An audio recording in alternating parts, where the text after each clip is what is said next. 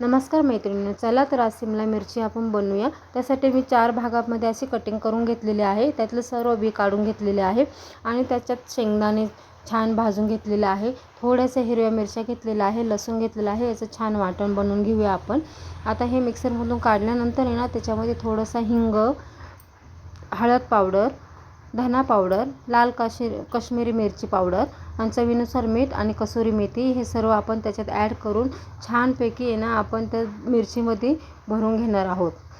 तर मी हे सर्व याच्यात ॲड केलेलं आहे। मी खूप घाईत हा व्हिडिओ काढलेला आहे, कारण माझ्याकडे 2-3 टिफिन चालू आहेत, तर ते मुलं जेवायला आले त्यासाठी खूप पटकन ही भाजी मी बनवली आहे। तर ह्या मिरच्या आहेत ना, याच्यामध्ये आपण हे वाटण भरून घ्यायचं आहे।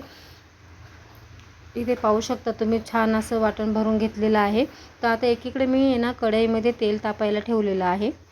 तर त्याच्यामध्ये आपण आहे ना ही शिमला मिरची भरलेली पूर्ण त्याच्यात ॲड करणार आहोत। ह्या पद्धतीने 1-2 मिनटं आपण तेलात परतून घ्यायचं आहे।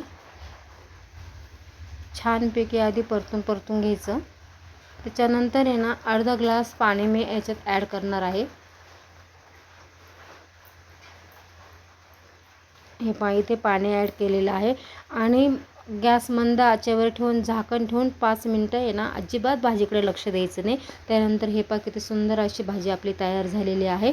त्याच्यावर आपण कोथिंबीर टाकणार आहोत। काय मग आवडली ना भाजी?